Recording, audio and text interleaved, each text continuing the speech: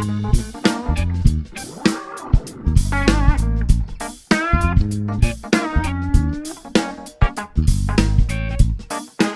hello. I'm Carl Franklin from Connecticut in the United States, and I've just started a ketogenic diet that's a high-fat, low-carbohydrate to take care of my metabolism.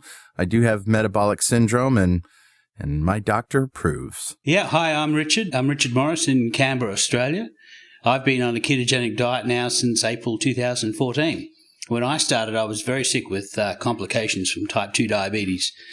Within 6 months of starting that diet, all of my biomarkers of disease have disappeared. And I also have type 2 diabetes. I was diagnosed in June 2015. And we are going to share the progress of my journey into ketosis and keto adaptation and Richard's experience thriving for years on ketosis.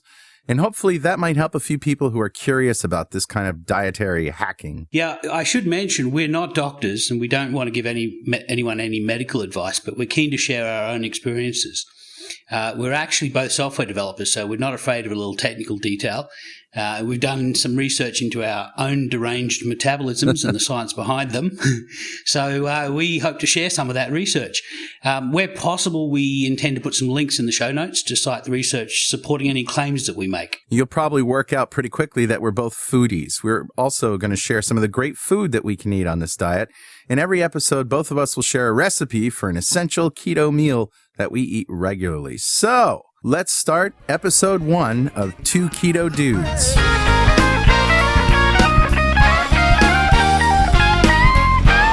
And we're going to start with my progress, and we're going to call this episode The Flu Show. Awesome. So let's start with what a ketogenic diet is. Okay. The essence of a diet is getting you enough energy to be able to do all the things that you want to do during the day, as well as making sure that you have all of your essential nutrition. But the bottom line for a diet is making sure you have energy. Now, there's 3 different places you can really get energy from. In fact, there's 4 or 5, but let's focus on the main 3. The 3 macronutrients are carbohydrates, so starches and sugars. We've got proteins, and which is basically what we maintain our body with, and fat, which is how we store energy for a rainy day. And it's the most dense form of energy that we can have. So if you have a gram of carbohydrate, a gram of protein, and a gram of fat, you're going to be getting the most energy when you eat the fat. So there's an order in which your body likes to deal with these things, fats, carbohydrates, and proteins. What is the order? Carbohydrates is basically the primary fuel for our body. And carbohydrates are basically sugar or starch. And all life on Earth pretty much uses glucose for energy. If you eat all 3, the carbohydrates will be processed first? That's right. The carbohydrates get processed first and the fats get stored. Okay. And if you don't have enough carbohydrates, but you have a lot of protein, your liver will manufacture carbohydrates out of the excess protein. And if you don't have a lot of protein in your diet and you don't have carbohydrates, your body will scavenge some of your muscles to create glucose. So the body really wants glucose. It wants glucose to drive your body. So let's say that you eat an equal amount of carbs, protein, and fat. What happens in that case? Because this is really important. It's keto diet is not so much what you eat, but what you don't eat, right? So let's find out what happens when I eat an equal portion of carbohydrate, fat, and protein. Okay, so your body uses the glucose for energy. It uses the protein to maintain muscles, and excess protein gets converted into glucose, and any glucose you have excess gets converted into fat and added to the fat that you just ate and stored. And the fat is created by your liver, right? That's right. Basically, you have in your body, in your blood, running around in your 5 liters of blood, you have about 5 grams of glucose. Okay. So it's about a teaspoon of glucose in your whole body. That's your active usage. And you store everything else. And you can store about a day's worth of glucose in your liver and in your muscles. Okay. And beyond that, all of the rest of it gets turned into fat. So your liver turns all of the excess glucose into fat. Let's say that you ate, instead of equal portions carbs, fat, protein, let's say you just took out the carbs and ate the fat and protein. What happens then? All of your cells that are able to metabolize fat will metabolize fat. Yeah. And your liver will make glucose out of the protein and out of the parts of the fat that aren't used for burning energy. And it will provide enough glucose for all of the other cells in the body that have to have glucose. That's your brain. Your brain has to have some glucose, and your red blood cells and a few other cells. They're not flexible. They can only work on glucose. But most of your body can work on fat, or it can work on glucose. And what we're doing is we're switching the energy of the body from being predominantly a glucose burning body to a predominantly a fat burning body. Right. And I like to make the analogy of, a car that is running on gasoline, making a switch to one that runs on diesel. And except that our bodies are these amazing machines that instead of having to bring your car to a mechanic and say, I want to run on diesel now, and they take out the engine and convert it or whatever, your body just after a while says, oh, we have diesel fuel now. We don't have gasoline. I will change how I process that fuel because that's what I have.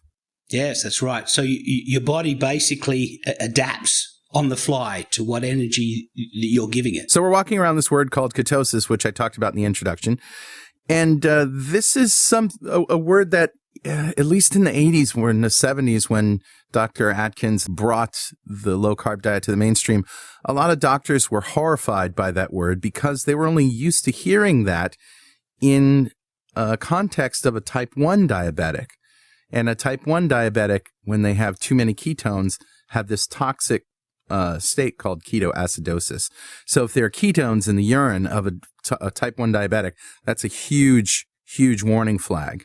And so Is this probably where the fear of the high-fat, low-carb diet really hits home and resonates for a lot of people? That's definitely true. For doctors, diabetic ketoacidosis is a very dangerous situation for somebody who's type 1 diabetic to be in. Mm-hmm. And what actually happens for them is that they're unable to use their glucose at all. They're unable to produce any insulin. That's why they can't use the glucose. So their body tries to switch to burning fat. And you just said the magic word insulin. We talk about people like us, big guys, having metabolic syndrome, which includes insulin resistance.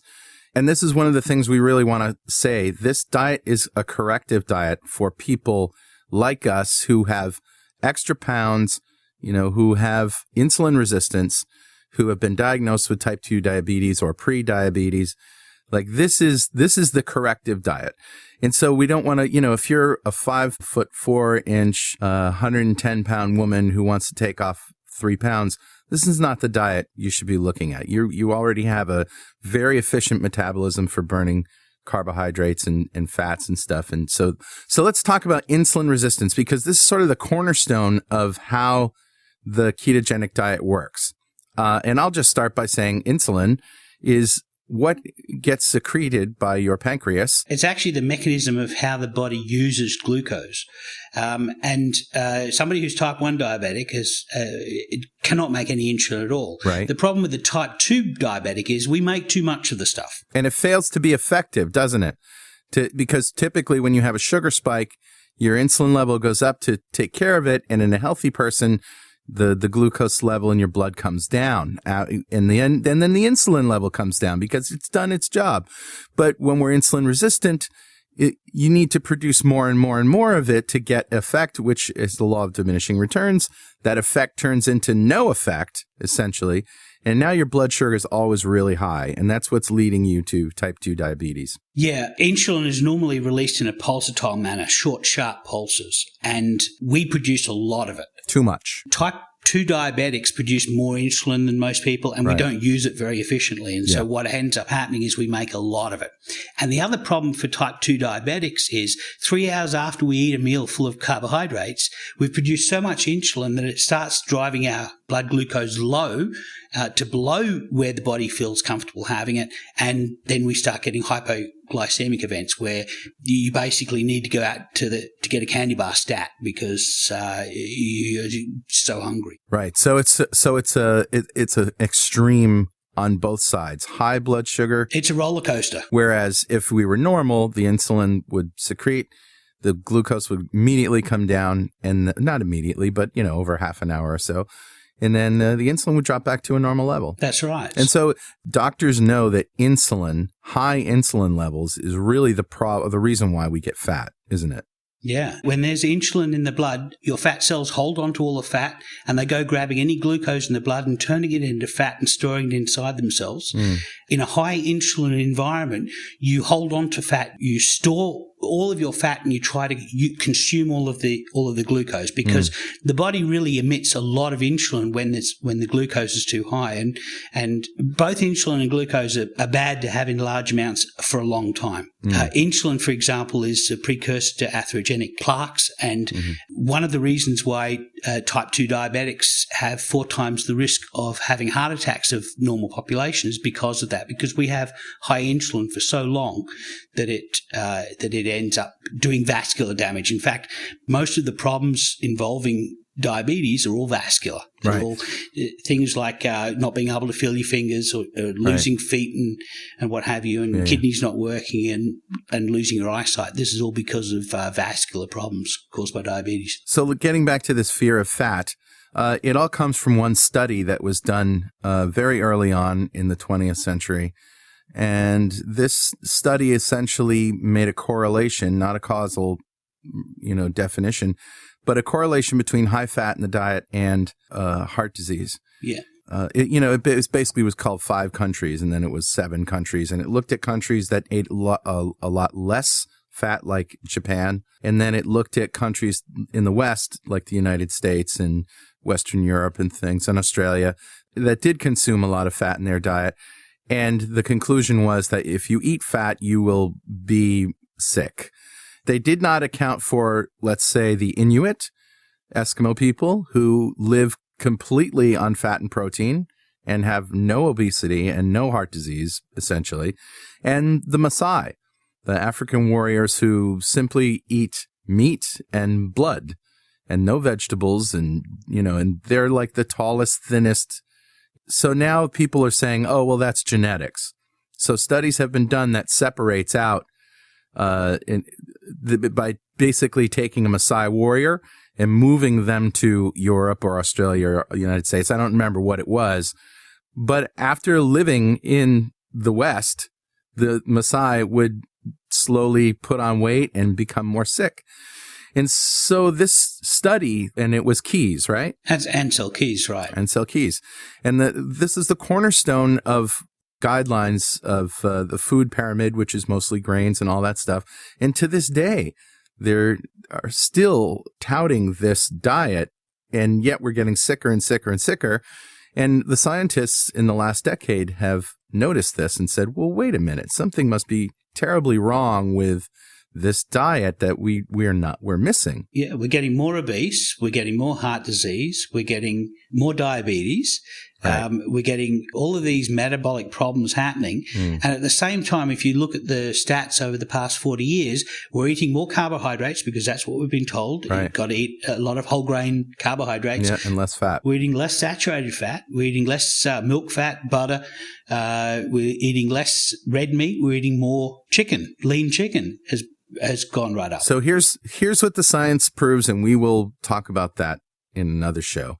But here's what it proves, is that, yes, if you eat a lot of fat with a lot of carbohydrates, you will have problems. You will be sick. But if you eat just carbohydrates and very little fat, you will also be sick. All right, so we're talking about eliminating the carbohydrates. And of course, you need calories to survive.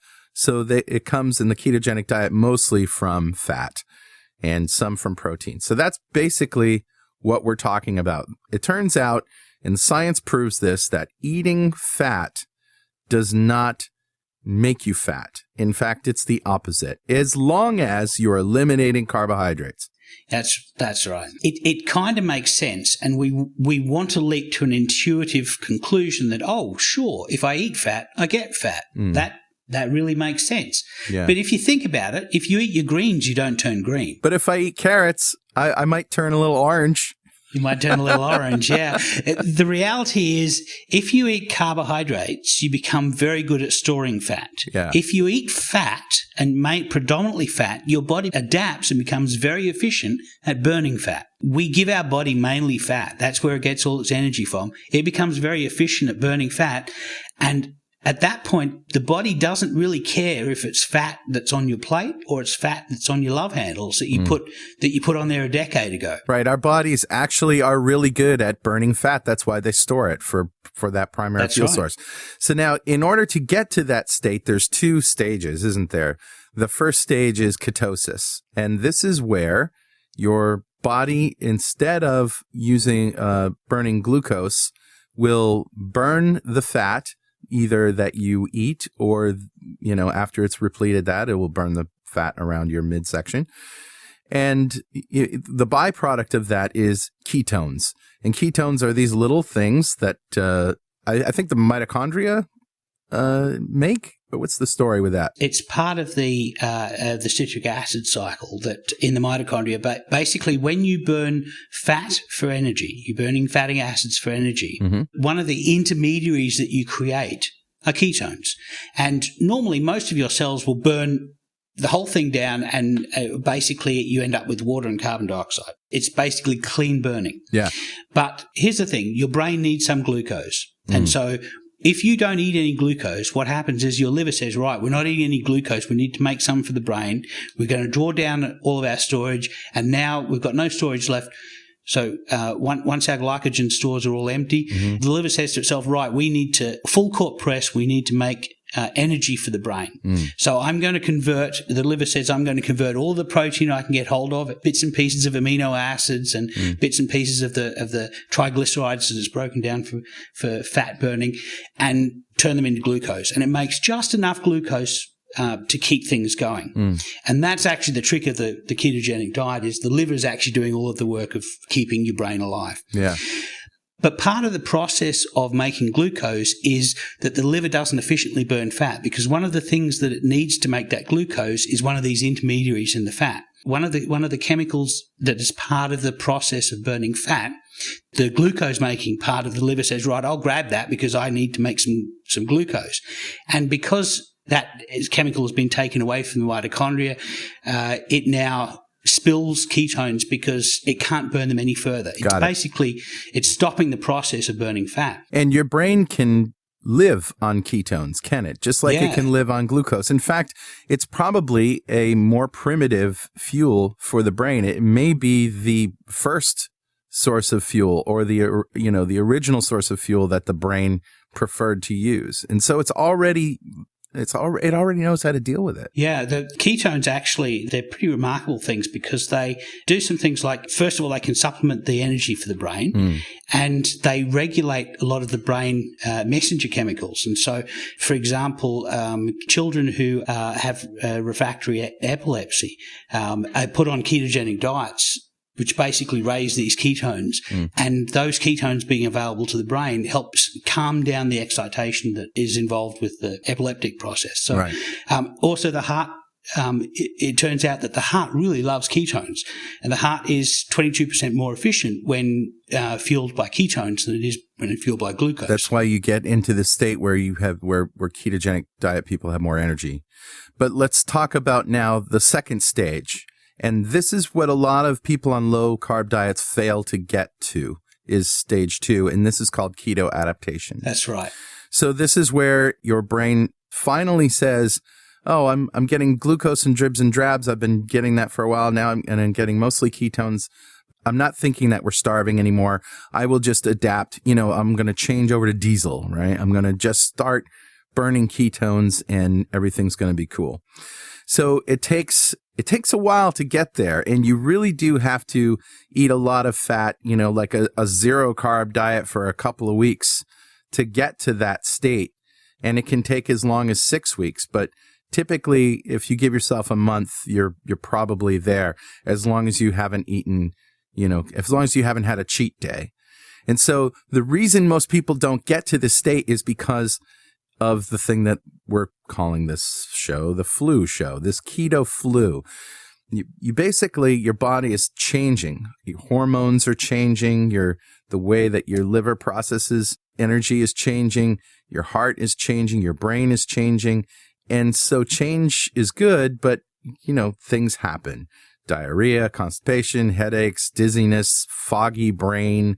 All of these things, you might find yourself taking naps in the afternoon. Really wonderful naps too, by the way. But and so people think, oh, I'm eating all this fat and I'm feeling sluggish.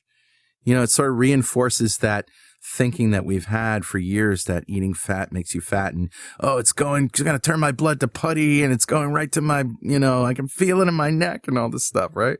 Which is just not true. It's a minor discomforting stage that you're in. When you break through, wonderful things are in store for you. So let's talk about what happens when you're keto adapted, and maybe some of the signs that you are, and then what is... Okay, so what you've got to do is you've got to push through that flu stage, and then your body is fully adapted. And in that, during that time, a couple of things happen. Because you're not eating a lot of glucose, you're not eating much at all, you're not producing a lot of insulin. And one of the things that your kidneys normally do when you have insulin in your blood, your kidneys reabsorb minerals back into the blood. So what happens is when you go through times of not having much insulin in the body, you spill a lot of minerals. So you spill calcium and potassium, magnesium, sodium and magnesium. And so you can get things like cramps, you get headaches.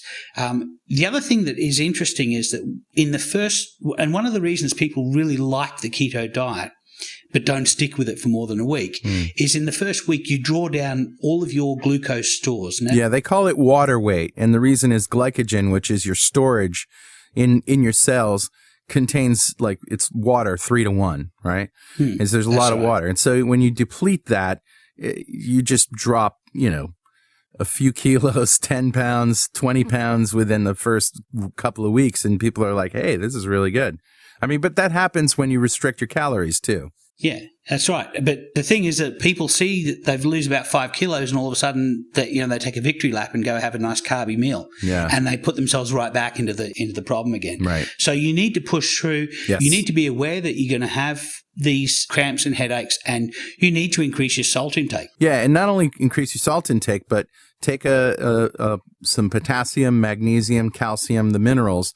Those will help. And one of the things they prescribe is bone broth, or simply put, soup made with bones. That's right. In fact, I'm making some right now with chicken wings. I get an old slow cooker and put in a kilo of chicken wings and a little bit of water, and I run it for 36 hours. And in the end, what happens is put a little bit of a tablespoon of vinegar. It helps to leach the minerals out of the bones, and then strain it and basically drink that as like a chicken soup, and it's awesome because it's all of the collagen in the skin and in the actual gristle and bits of the wingtips all turns into gelatin.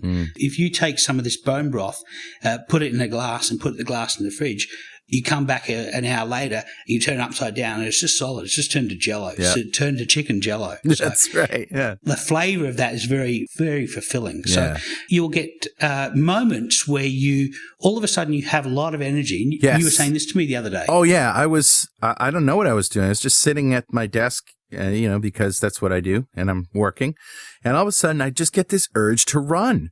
I feel like, and it's not like a stress run, like a fight or flight kind of thing. It's like I want to get up and move. I want to go for a walk. I want to go run. But then you'll find that if you're not fully keto adapted, and that happens, you'll run for maybe 10 minutes and you'll be exhausted. But you still can do it. It's just amazing. And then, of course, once you are keto adapted, the energy lasts for a long time. And then essentially what you're doing is burning your fat that is stored in your body as fuel. You can go long periods of time without eating. And there's evidence of people that have run marathons on fasting, not even eating, not, maybe drinking bone broth or something or water and not being hungry. Can you imagine not being hungry? This is one of the things. This is one of the things that drives people away from the low carb diet, because it's like an itch, isn't it? It's, when you have poison ivy or something, you love to scratch it. Oh, that feels so good. All right, well, let's take the poison ivy away. And they're kind of like, no, but it feels good when I scratch it, right? Okay, that's true. But it's poison. Take it away, and then you'll be calm. So when you're keto adapted, these are the things that you can look forward to. A loss of appetite. You can eat when you want because you're actually hungry, not because you are emotional or anything like that. no mood swings. Your mood will become stable. An incredible store of energy when you need it. If you want to go out for a run, you can go out for a run. You're not going to be starving when you get back. Here's another thing about the ketogenic diet that we haven't talked about is and you probably know this because you've done all the science, there's a receptor or a trigger chemical that tells your brain, I think it's leptin, that tells your brain when you're full or when you're hungry.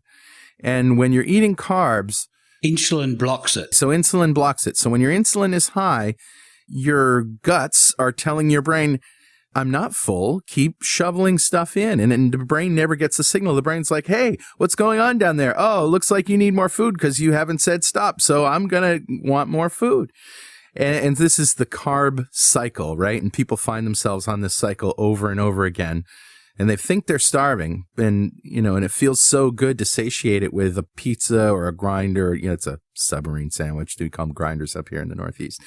Sure. But then when your insulin levels are low, that receptor actually works. You can sit down and have a cheeseburger with oopsie bread, which is my recipe for today. Or you can have, some chicken wings that you can order anywhere at any restaurant, some buffalo wings or something. And after you eat half of what you normally eat, you're like, oh, I'm full. And by full, I mean, like, if I eat any more, I'll be nauseated. Yeah, and it actually happens before you get physical capacity in your stomach. Right. I went to my doctor before all this happened, before I went keto, and I was very sick. I was diabetic, and I was obviously eating too much. And although I was eating the food pyramid, I was eating several pyramids. So pyramid for breakfast, the pyramid for lunch, pyramid for breakfast, pyramid exactly. for dinner. And I went to my doctor and I said, there's got to be something wrong with me. I must have a tumor in my belly that is driving something, because I eat so much to the capacity of my stomach and I'm still hungry. I still have the urge to eat. And the only thing that's stopping me is I am physically filled to the scuppers. Yeah. And so, my doctor at the time didn't really have a solution for me. You were lucky that your doctor approved your ketogenic diet. Yeah, she's great. My doctor was going to put me on, he was going to take me up to the next level of diabetic medication. Which was, had a risk of cancer or something, right? Yeah, pancreatic duct cancer. What was the medicine? It was Januvia. Okay. I had a look into it, and there was a UCLA cadaver study that found an abnormal number of pancreatic duct tumors on people who took this drug. And so I basically panicked. I went through the Kubler-Ross stages of, denial and anger and all this kind of thing. And I got to bargaining, and I said to the doctor, I said, look, give me 3 months, take my metabolic biomarkers today, and give me 3 months, and we'll take my biomarkers again. And if I can't fix them, I'll take whatever drug that you want me to. Yeah. And at the time, my HbA1c was 7.5, and 3 months later I came back, it was 5.5. And then 3 months later, he didn't believe it. He said there's something wrong, that you cannot drop from a diabetic level to a normal. In fact, it wasn't even high normal. It was middle normal level. Anything under 6.5, he would have been happy with. I was at 5.5. And then 3 months later, he had me come back and do another HbA1c, and I was 5.2. And then I did another one 3 months after that. I was 5.2. And he said to me, I don't know how you've done it, but you just cured diabetes. So, it's as far as he was concerned, it's only progressive illness. So this is great. Because we're doing this 3 weeks after I've started the keto diet. And let me tell you where I started, where I am today. And then, I'm also getting my stats checked, my blood work done on April 8th.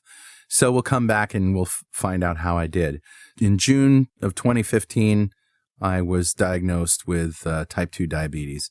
I took my vitals on September 3rd, 2015, and here's what they were. My A1C, which is your sort of standing 3-month average level of blood sugar. It's a very good, steady number. 7.4. So I was just above you. Okay. HDL, 42. That's good cholesterol. LDL, bad cholesterol, 90. Triglycerides were 335, dude.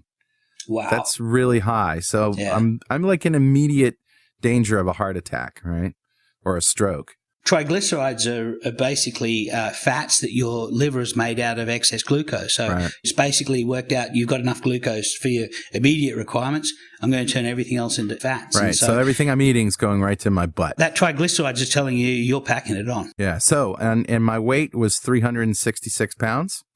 Today, my weight is 343 pounds. That's awesome. So 23 pounds. That's in 3 weeks. In 3 weeks. Yeah.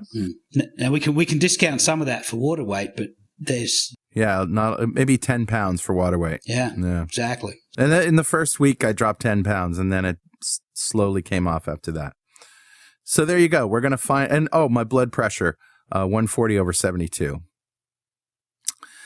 So we're going to find out as we go on, how we're doing on this. And I am eating the standard ketogenic diet, which is very trace amounts of carbohydrates. I'm only getting it from green leafy vegetables, occasional nuts, but very rarely. And that's it. And just enough protein to keep me from losing protein in my muscle mass, which there's a calculation you can do. We'll put a link to it. And then the rest from fat. And I think we might have a whole show on protein at one point. I think that's a great idea. Yeah. So in the morning, what I do is a thing you might have heard of called Bulletproof Coffee. Turns out coconut oil is very good for you. And you basically take a big spoon of it, maybe 2 or 3 tablespoons, put it in a blender and put maybe 3 cups of coffee in the blender. I put a little cinnamon in mine and just blend it on high, and it looks like a nice creamy, like you stirred half and half into it. That's what it looks like. So you properly emulsify it. Yes. I've seen a lot of people just stir it with a spoon, and that you could do that, but you end up with a fatty layer on top. That's right. Fat obviously floats. But if you get the fat droplets small enough, which they will if in the hot coffee, and you whisk it, you end up with an emulsion. It becomes thick, almost. It's exactly the same process as mayonnaise. Yeah. And it becomes it's like a coffee thick shake. Like a milkshake. Yeah, it's wonderful. Yeah, exactly. And so that's my breakfast every morning. And I tell you, even if I wake up hungry after that first cup of Bulletproof Coffee, I'm absolutely fine. Not hungry, not interested in eating at all. How many hours does that last you? I can go till, if I take that at 8 o'clock in the morning, I'm good till 1 or 2 p.m. In fact, I could probably go to 4 p.m. if I wanted to, but I don't. I start eating at 2, and I stop eating at 8. And there's good reasons for that. We'll do a show on intermittent fasting, or IF, and the benefits that gives you and helps you get into keto adaptation quicker. Yeah. But that's what I'm doing right now. And while, the weight loss slows down, the insulin level goes down faster. So it's been a wild ride for me. That's what I do. And then I eat maybe a sandwich on Oopsie bread, which is my recipe, as I said before, for lunch, or I'll go get some smoked wings from Chili's. Oh, those are good. Oh, nice. With no sauce, of course. Or some meat and fat. If there's not enough fat in the meat, I'll put some butter on it. Just good enough. And then, dinner is more of the same. But I don't have to eat a whole lot to get full. And that's it. People are like, well, how many grams and how much of this and stuff? And the answer is eat when you're hungry, stop when you're full, and have the right ratios. And that's it. Let your body do what it was meant to do. You're so used to measuring stuff and using your brain because you're used to getting no signals from your body. Your body's essentially hasn't been talking to you for the last 40 years or whatever. Once you eliminate those carbs, get the insulin level down, your body will start telling you when to eat and when to stop. So let's get to the recipes. My recipe, as I have said before, has the word bread in the title. How can this be? I thought bread was off limits. Well, this is called Oopsie bread. And I think it was named because it was discovered by accident. And you could just Google Bing Oopsie bread, and I'm sure you'll find a recipe to it. But it's a very simple recipe, and we will link you to the original recipe. Okay? So here it is. You need 3 eggs, and you need 3 ounces of cream cheese. And you need a mixer, like an automatic mixer. A hand blender may not work for you. So you separate the whites and put them in a bowl with a pinch of cream of tartar, which is a white powder that you can get at any grocery store. And by a pinch, I mean one pinch. That's it, just a little bit. And now you're going to beat the egg whites until they are really, really, really, really stiff. And I mean like 7 minutes. So, Wow. Yeah, 7 minutes. You beat the bejesus out of them. And after you've done that, you probably want to scrape them out of the mixer and put them in a bowl, wash out your mixer, and put in the egg yolks and 3 ounces of cream cheese. Cream cheese comes in 8-ounce packages, so a little less than a half, and you've got, or 3/4 of a half, actually, and you've got it. You can also use a scale, which is what I do. I put the egg yolks in there, the cream cheese in there, and beat the bejesus out of that, too, until there are no more lumps, scrape down the bowl, whatever. By the way, your oven should be on 300 degrees Fahrenheit. So 300 Fahrenheit, that'd be about 150 Celsius. Great. So then you pour the egg yolk and cream cheese mixture over the top of the egg whites and fold them in gently without breaking them. That's really hard to do. Folding egg whites is an art. Take a rubber spatula, put it right down the middle, turn it a little bit, fold over from the bottom onto the top, turn it, do it again. And when you do this enough times, you're incorporating. Basically what you want to do is incorporate these two things together without breaking the foam, because the foam is what makes the bread. All right. So then you take a greased cookie sheet. You can use a flavored olive oil or butter or whatever you want to use. Put it on a cookie sheet and make 6 individual dollops of this stuff. Flatten it out a little bit. You can square it off if you like. Make them round, whatever. Put them in your oven for 20 to 30 minutes, and you got to watch it. When they get golden brown on top, they're done. Take them out, put them on a cooling rack, and after they've cooled, you can put them in the fridge, and they make wonderful sandwiches. They hold together like bread does. They're foam like bread is. They taste kind of like a pancake, but, because they have the egg flavor and the cream cheese flavor. That's actually a good thing. That's a good thing. Yeah. If they taste like pancakes, that's a good thing. I make tuna fish, with mayo in the food processor. Throw in a clove of garlic. And add a little extra salt if you want, because you need salt, remember. Mm-hmm. Put that on some oopsie bread with some smoked Gouda and some bacon and lettuce and tomato and mayo, and that's lunch. That's one heck of a restrictive diet, isn't it? It's terrible. Doesn't that sound wonderful? Yeah, terrible. So that's oopsie bread. That's what I got, Richard. What's yours? That's awesome. So I've got one that I call an omelette. Nom, nom, nom. This omelette. And basically what this and for the first 6 months when I went keto, I actually like having the same thing every day. And so I would have this omelette. When I first wake up in the morning, I don't like to make any decisions. I'm not in a decision-making mode. And so I'm on autopilot. And it was really convenient for me to have this one thing that I would have every day for breakfast. Now, most people aren't going to be like that. But for me, it was having this omelette every day. And it's basically a royal omelette with ham, cheese, and avocado.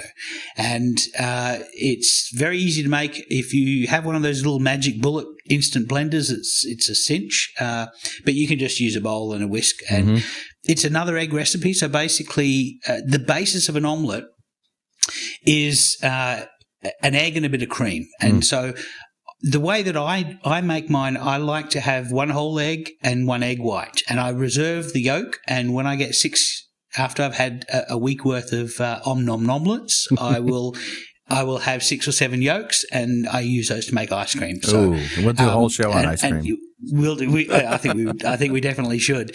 I do bacon maple smoky ice cream. Oh, it's man. one of my ice creams. So that I think that could be a show all by itself. Yeah. But anyway, so we have so I have an egg and an egg white, a whole egg and an egg white, and about a tablespoon of heavy cream.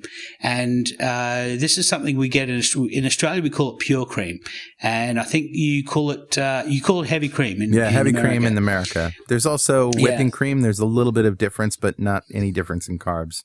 So just go for heavy cream. Yeah, sometimes whipping cream has some starches to help it gel. So sometimes it's useful just to check the nutritional panels, and whichever cream has the lowest carbohydrate content, that's the one you want.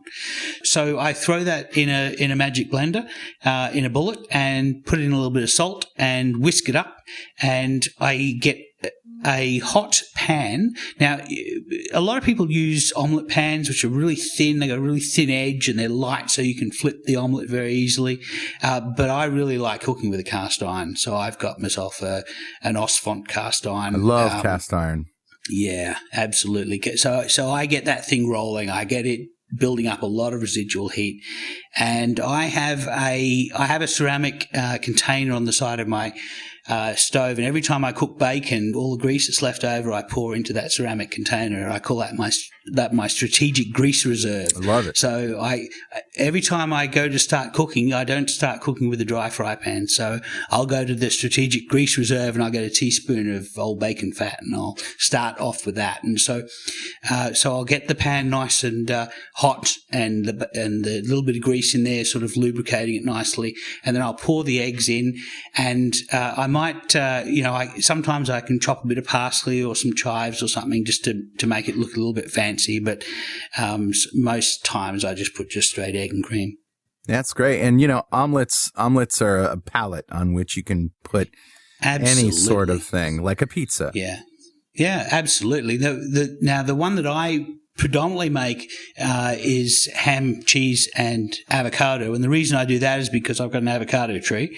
So I have plentiful access to avocados, and they're such a wonderful fruit. It's one of the few fruit that actually have high content of fat and a fairly low content of carbohydrates. So, and I've heard of people just taking an avocado, making slices in it, with a knife, adding a little salt, a little lime, maybe a little garlic powder or something. And it's sort of like guacamole without having to mush it up, and then just eat it with a spoon. Yeah. In fact, the other day we just took those slices of avocado and fried them in bacon grease, and it just, the texture of those is crispy. It's almost like a potato chip. Really? It's like guacamole on the inside. It's just so good. Well, I got to try that.